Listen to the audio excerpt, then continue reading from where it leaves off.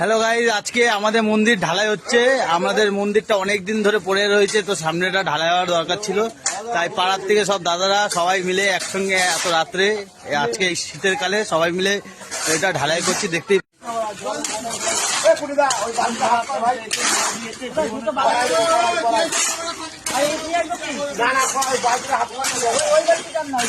ভাইপো ভাইপো কি নিয়ে এসছিস ভাইপো? লেগে যাও ঢালাইতে।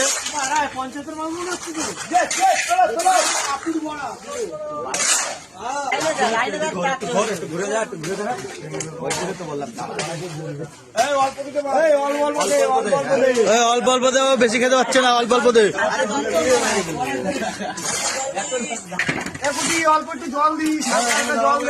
শুকনো শুকনো হয়ে যাচ্ছে মাল বেশি।